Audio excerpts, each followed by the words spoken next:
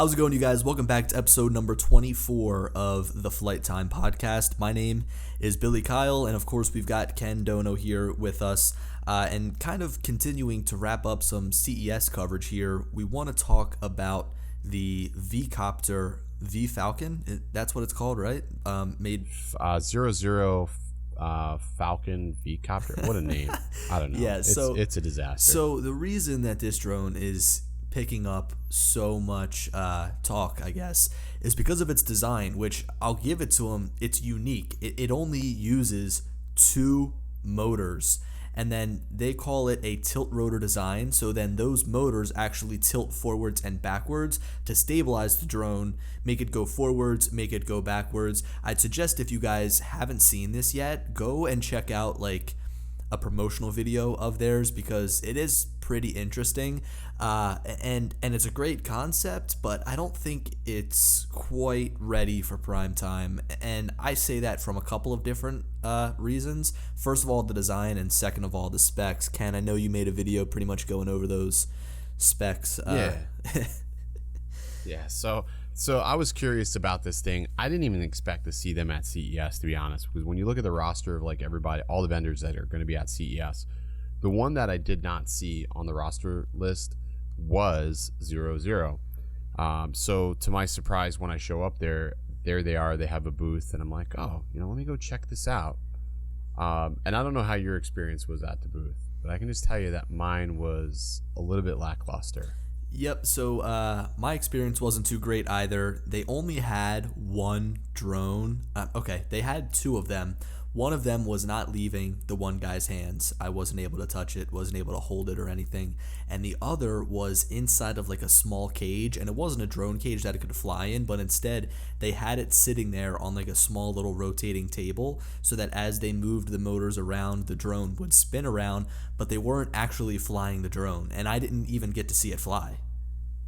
Yeah, I never saw it fly either. And I'm going to tell you right now, like if ZeroZero folds tomorrow, I want them to think about the fact that they brought their flagship drone to CES and did not fly it. Like, I want them to think about that. So they just unbelievable. Yeah, they actually had two drones there. There was another one that was the same design as the V-Copter, the V-Falcon, whatever they call it, and it was 249 grams. Now, we didn't get to weigh it, so was it actually 249?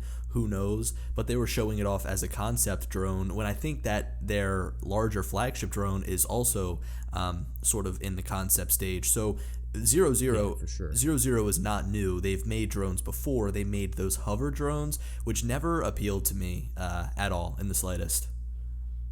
Yeah, so the ZeroZero drones, the hover specifically, never appealed. We've seen it here and there. But with this, I was like, oh, maybe there's a hope. It looks cool. So when they were at CES, I quickly scurried over to their booth to go look at it. And firstly, yeah, it was attached to what looked like a Lazy Susan. They would turn the drone on and they would spin it in circles. And I was like, okay. They had the smaller brethren, or whatever it is, and this one's not even up for sale, flying on the cage. And when I asked them, I said, hey, are you guys going to fly the V-Copter? And they're like, oh, the cage is too small.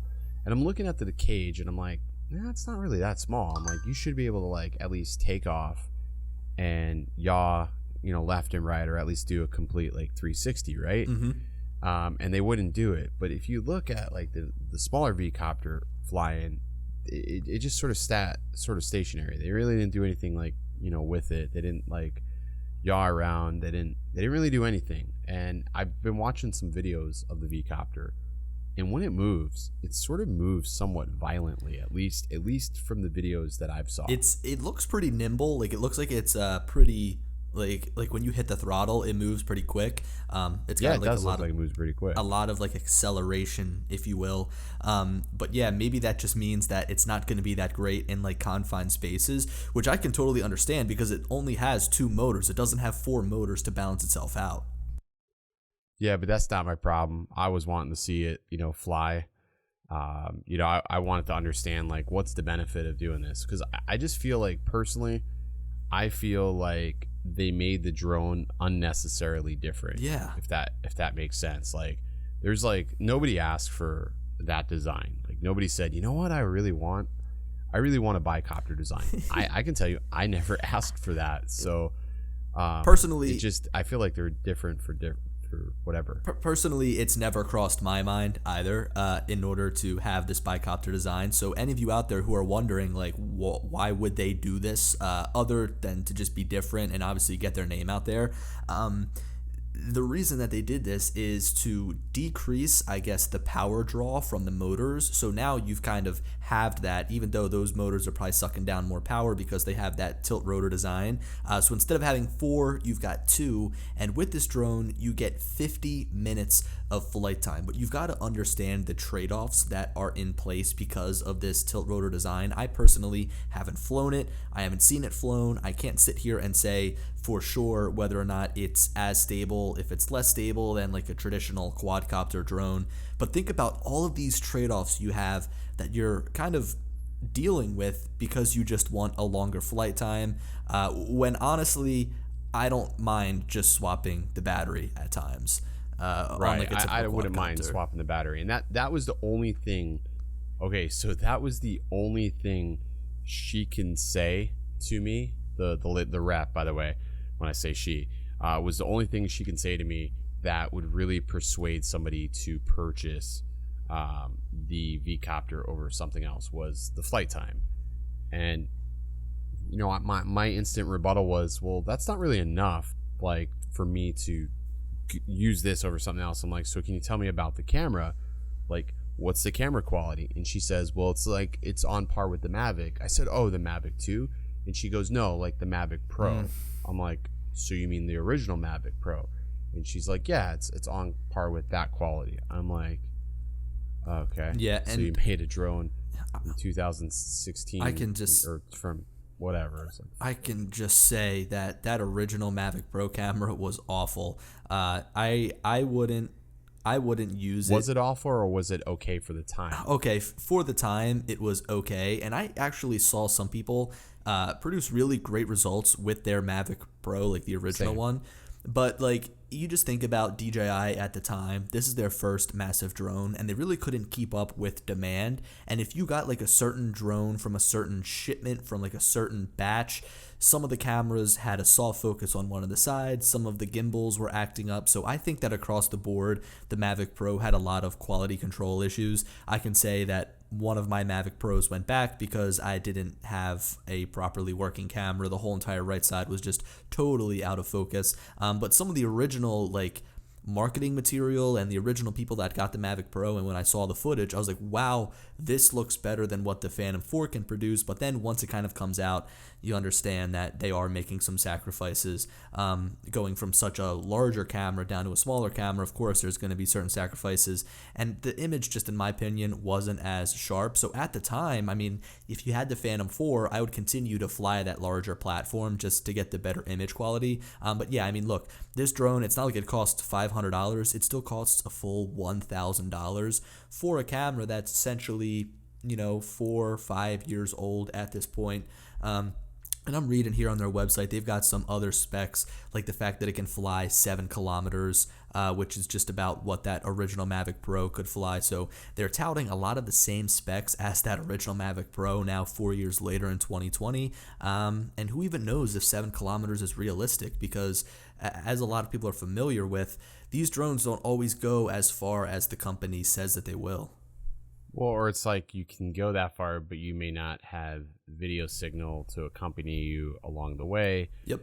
There's a lot of what ifs, and that's the scariest thing. Like when we're dealing with ZeroZero, is the fact that unfortunately, and I say unfortunately, they don't have the best track record because they still have yet to ship their second selfie drone, the Hover 2. People are just now getting beta units in their hands, like not even production units, beta units, which is pretty shameful. I'm sitting here looking at their website too, and their spec sheet list is just it doesn't give you any valuable information. I mean, sure, No, it sounds like they're hiding something though. like The way I perceive it, I could be wrong. Maybe I'm reading it wrong, but it looks like they are hiding something. it doesn't. Like they're trying to intentionally conceal things. It doesn't even say on here what the top speed of the drone is. Maybe they're still trying to figure that out or something, even though you can actually pre-order this thing. But there's a lot of gaps here, and I don't even know how far or I don't even know how fast it can fly. Like, that's something I want to know before I buy a drone. So from what I've seen, you looks don't need like, to know that. You don't need to know that. Well, I wonder if ZeroZero says you don't need to know that. I wonder if they'll have telemetry in the app to where you can see like how far the could you drone is imagine? flying. Could you imagine? Dude, and there's another thing. Go ahead. What were you gonna say? No, I'd say the uproar if there was no telemetry. Well, look, the uproar. Here's the thing, right? Especially when you've got a brand new company coming in and making a drone. Of course, ZeroZero's got, you know, a little bit of experience making drones. Their software experience with the app might not be all that great. I mean, look at DJI's apps. For the most part, they're very well polished, but they still have their flaws. And they've been making drones for years. They've been making high-end drones for years. They have so many resources to make such a great app. And you look at when a brand new drone comes out, even the DJI Mavic Mini, the software has its bugs. And the same thing with the Skydio. There's a lot of features missing within that application. I've wanted to make a video where I walk through the app and go over all the different settings. But what's the point? Because they're going to continue to have to add things to that app, and it's always going to be changing. Not as much as DJI's applications change, but that's something you've got to understand. And also, I'm just sitting here trying to look at some of the photos they have on their website, which they didn't show this at CES. I wonder what the controller looks like. They actually they had the controller there. Oh, I didn't see it. I got a chance to play around with the controller.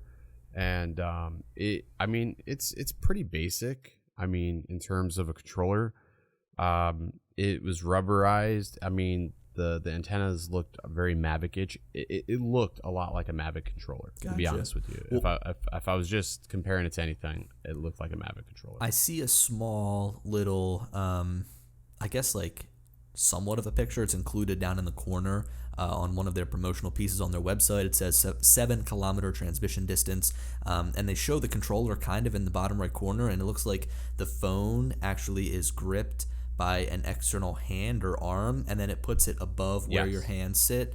That might be nice, but it also might get a little bit annoying. So that's something that's huge though for me. Like when I'm flying a drone, think about like the controller is the thing you interact with every single time you fly that drone, and you're looking at the controller more than you look at the drone itself. So you want that controller to be ergonomic, easy to use, and be functional all at the same time. So it's really a hit or miss. There's never a controller where it's like, this is okay. Usually it's really good, or usually it just straight up sucks. Like the Skydio and the Parrot controller sucks. Pretty much anything from DJI is really good. Like their Mavic remotes are really good, and even though the fan remotes are bigger, they still are really good to hold. But that's like a make or break thing for a drone. I would expect them to show it off a little bit more. Yeah, I agree. I don't know why it was like such a hush thing, but then again, that was I don't know. I got a really weird vibe from them the entire time I was at CES. Like just sort of, they were just a very odd group of people to talk to. When I asked the lady, a little bit more about the drone, they were very like overly confident.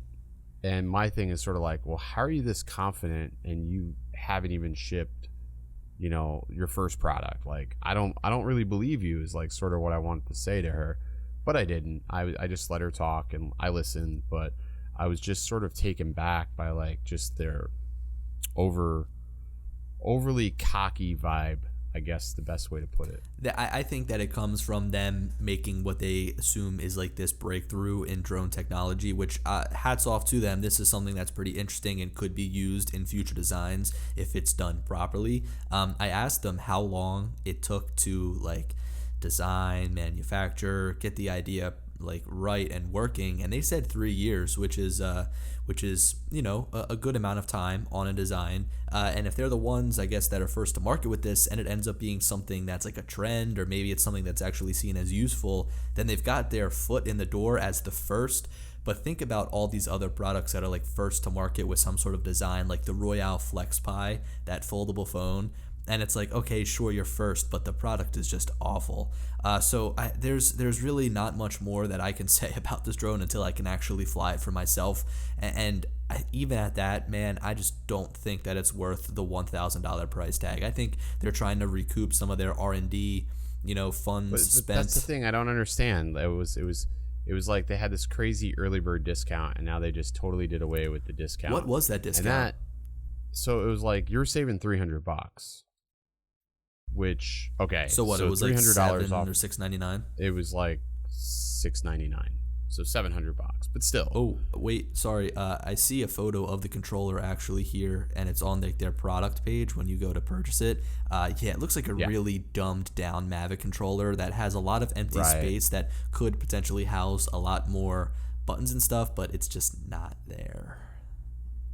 Yeah, it's and again, that's what a lot of these companies do. They just sort of like, I personally feel like they just sort of like mimic one another to an extent. Mm-hmm. Yeah, it's true. Just like taking like the best practices of each to try to make their own.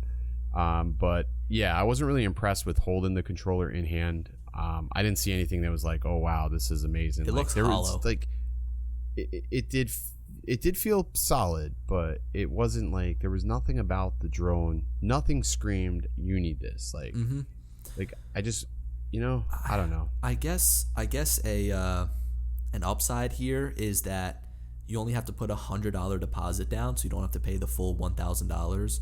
And they're very open about that. It is refundable. Yeah, and it is refundable. And I do see on here that they're going to begin shipping in the month of February 2020. So that's in 14 days, and they haven't even told us the speed of the drone yet. Do you think they're actually going to start shipping in 14 days?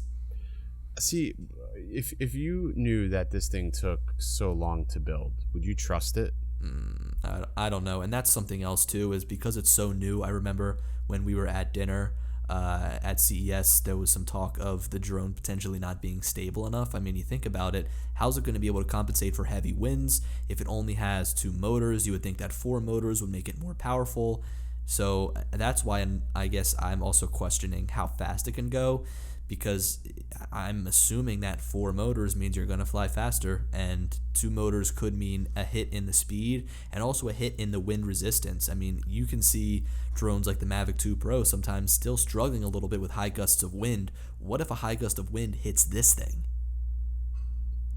Right. And I mean, what are you supposed to do with that at that point? I mean, there's a lot of unknowns that they have not answered, and I just feel like I don't know if they will, because again, I wasn't getting what I felt like anywhere with them while I was at CES. I just really felt like they were evading the hard questions as to where other manufacturers would answer them for me. ZeroZero sort of ran the other direction. And another thing too is, like, you would think like with media walking up, they would want to like, jump at the opportunity to answer any questions they could. Yeah. And they didn't. They absolutely avoided. They avoided me. I had to go up to people and ask questions, which I felt was sort of crappy. Yeah. I just, and again, like, I feel like if you read the spec sheet on their website, like, there's a lot of verbiage. Like, they're using things in terms that, not many people would process, like the kilometers, or like so for instance, the wind resistance. They used a wind code. And if you didn't know what the wind code is, you'd probably see it and be like, oh, wow, yeah, that's amazing. I sure don't. But exactly, I've never heard that. And people were telling me in the comment section, like, oh, it's wind resistant for up to 20 miles per hour or something like that. So it can't really handle heavy winds. Yeah, I mean, and you can kind of get an understanding of what the speed is going to be based on that wind resistance factor. I always find that they will go 10 miles per hour with that wind resistance rating, 10 miles an hour lower than what the top speed is. So maybe, I guess, just taking a shot in the dark, it could be anywhere between 30 to 35 miles an hour in terms of speed. But let's talk about what else is on the market right now, right? Because this drone is $1,000. It is a brand new concept drone for $1,000. It sure will be a novelty to own. You whip it out amongst all your friends who, this is going somewhere where I just don't want it to go. I hope nobody's thinking of something else, but you whip it out in front of your friends, and of course they're going to say, wow, that's pretty cool, wow, that's different. But as I look here on eBay, you can get, I'm seeing right here, DJI Mavic 2. Oops, I just zoomed in really far, but it says DJI Mavic 2 Pro drone. It is the Fly More kit, and it's being sold for $1,100. So you spend an extra $100, and now you've basically are matching the flight time of that V-Coptr, right? You've got 3 batteries, that's an hour and a half of flight time, and you've got a drone that is so much better in every single way. I don't know. I just don't see the point in buying it. Come on, I don't see the point. I mean, original Mavic Pro with 2 batteries, $600. I'm sure that there's Autel Evos going for a lesser price than what they're originally used. That's just it. Like, you can pick up an Evo 1, and I think they're going to even drop in price. They're going to be like $899 soon. So it's like, you can pick up an Evo 1. You can pick up, you can get a Mavic Mini. You can get a Mavic Air for even cheaper than that. You can probably get a Mavic 2 Zoom right now today used. Probably not even used. You can probably pick one up for $1,200. So for a couple $100 more, you can get so much more drone. And is 50 minutes of flight time really worth the sacrifice of being a beta tester? Yeah, right. So. And who even knows if it hits that 50-minute flight time? I'm not going to believe it until I see it. It says hovering time, and usually drones can actually fly longer when they're actually flying, so the hover time is usually lower, so maybe you can even get more I don't even like the terminology of hover time. Yeah, like, right. I just, for some reason, that rubs me the wrong way. Like, I've never thought about hover time. Do you think about hover time? No, never. And I hate when companies try and classify the difference between what hover time is and what flight time is. I mean, if you think about it, it's not hover time, it's flight time. I want to know how long I can fly this drone for. And however they end up finding that out, because of course, whenever you get a drone that says it flies for a certain amount of time, it usually comes in like 7-8 minutes less than that. And I guess that's depending on your flying style. For me, I fly in sport mode pretty much all the time, so I burn up the batteries pretty quickly. But still, I mean, is it worth it, the $1,000? I can't say a definite right now because I don't have it and haven't seen really any other content on this drone other than what ZeroZero themselves are producing. But still, at the end of the day, if I just went with my gut feeling and you're looking for a drone, just look at the Mavic Pro, the original one. It's the same drone. It's a lot more trustworthy. The software has gone through years of perfection. At this point in time, there's basically no bugs with the drone. It just works great. I guess the only thing that V-Coptr has that people will be commenting down in the comment section, because they always do, is that it won't have those geozones that DJI has. But still, that's not. But they're okay. So to my rebuttal, buy yourself an Autel if that's what you're concerned about. Yeah. Exactly. Like, you can get yourself an Autel if you're really concerned with geozones. I mean, in geozones right now, yeah, is it a big deal? Who knows what the rule is going to be tomorrow when we wake up? You know what I mean? There's too many what ifs. The other thing I didn't really like about it, and watching it sort of calibrate, was how many moving components there is. Yes. So how much stress is it going to put on those gears, on those props, and how fast? So here's my question: is how fast is the reaction of those gears when you need to make a quick adjustment? Because right now with 4 rotors, it's no problem. Mm-hmm. It's instant. It's instant. The gear doesn't have to flip forward. There's no millisecond of delay because the prop's already there. It's just, let me throttle this one, change it, Yeah. And it does that with the ESCs. But with only 2, I have to beg the question that there is going to be a delay, and you will notice a stability drop. Yeah, well, you bring up such a great point. I'm looking at it here on their website. It shows like tilt rotor technology, and they sort of have like this see-through image that you can look at, and it shows all these different little gears inside of the tilt rotor design. And of course, they're showing this because they want you to see how complicated it is, and you say, wow, that's really cool. But at the end of the day, you're totally right. If one of those little components breaks, chances are I don't know how fixable these drones are, but chances are it's going to be not expensive or not cheap to fix. It's going to be expensive. Even with my Inspire, right? A lot of people are like, oh, well, it's such a great design and, the propellers lift up, that moving part could break. Well, it broke on me. Like, the drone wouldn't go up, and they actually include a small little screw socket at the bottom, or whatever you want to call it, for a flathead screwdriver, so you can manually actually like twist those arms from whatever way that you want it to go. But I mean, that drone's so much bigger, it can do that. Whereas look at all these little moving parts. If something breaks, you're screwed. Yeah, I just, that's where I think that a lot of people are going to have an issue with that. It's just, I just feel like, I don't know. I just think that there's going to be a problem with this. We've been sitting here talking for over 20 minutes. There's really not much else to say about this drone, just because, again, I would stay away from it. Don't be a early adopter on something like this. The hands-on time that we had wasn't even sufficient enough to say, like, wow, this thing is, good, check it out, or wow, it's not. I mean, a drone that doesn't even fly at CES, in my opinion, is a drone to stay away from, right? I mean, if you're not seeing it fly, chances are it's not ready. Right, and that should be the biggest takeaway, is like the fact that it did not fly. They didn't want to put out useful information. They've used what I consider to be deceptive tactics with marketing. Mm-hmm. They're using terminology and figures that isn't really apparent, or would require the end user to go research what that actually means to make their own assumption. Because they're basically, what they're saying to you guys? They're telling you that you're stupid because they are they're telling you were stupid because you're not going to sit there and research what some of these figures they're throwing out there, in hopes that you will buy it. And then if you have a problem, they can be like, well, no, we told you this when you bought it. And you're like, oh yeah, where? And it's just because they put it in different terms. Yeah. Honestly, I wouldn't spend the money on this. I think there's going to be better products out there that are going to be more interesting, provide you with better support than ZeroZero.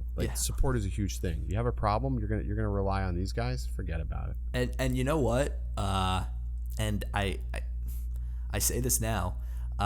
I hope that they make me eat my words. I hope that this drone comes out and it's incredible, because that's just even more, competition in this drone space, and it's just another cool design. So, if it does actually end up performing well, when and if I get it, if it ever ships, and if I ever fly it, I will say, wow, I was totally wrong. Did you place an order for it? No, I didn't.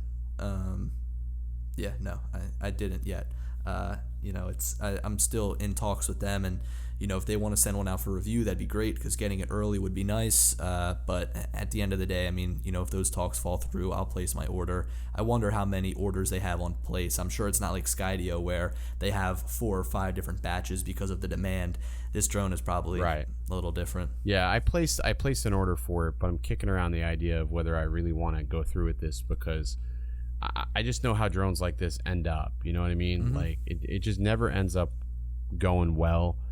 And I feel like I may aggravate myself more than it's actually worth dealing with. You know what you remind me of? That's just my thought. You know who you remind me of?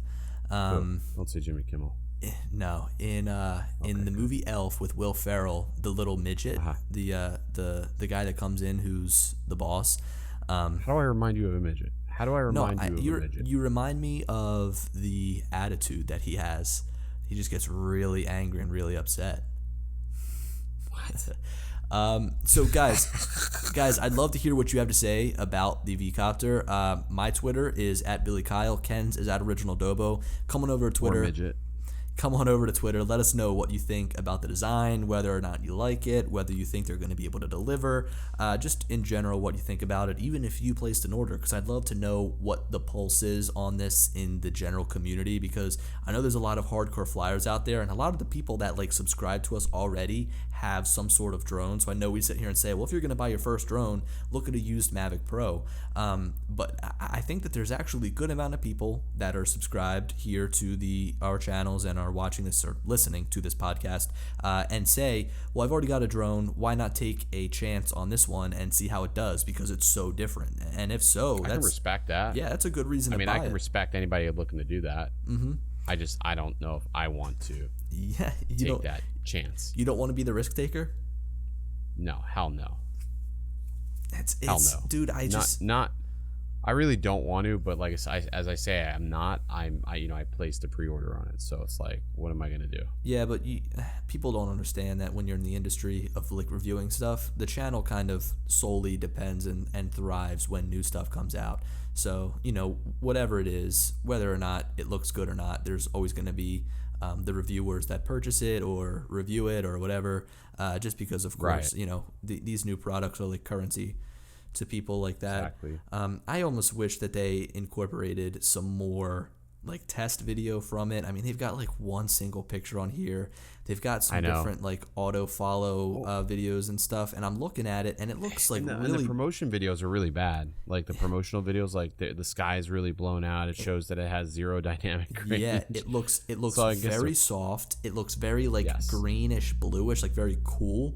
And of course you can fix this up, but who actually knows? I mean, the Mavic Mini doesn't have these video controls, so who's to say that ZeroZero will actually put some controls in their drone for you to change that around. The 50-minute flight time is not enough for me to buy it. I think that's I called it in my video a one-trick pony, and I think that's pretty much all that it is. You're talking about the This drone we're talking about right now, the V-Coptr. Yeah. It's a one-trick pony. Yeah. Cool. That flight, Yeah. Well, that flight time that's- is nice, but like I'll just buy Yeah, another that's- but battery that's for the the only drone I thing it's already got. have. yeah, that's definitely the only thing that it's got going for it is the design. I just, it's like weird. I wouldn't buy something to be different just to be different. That's not like why you buy a drone. You buy a drone because it's got a great camera in most cases, right? Yeah, exactly. That's the primary thing we care about. Obstacle avoidance sometimes second, or it seems like that's taken priority lately. But yeah, I mean, I don't know. I just didn't find an interest in it. It's sort of sad because it was a cool drone to look at, at CES. But I think there's some other companies that made a bigger splash this year. Of course, yeah. If you guys missed our last episode, we talked about the Autel Evo, which in my opinion stole the show. Greatest drone that we saw.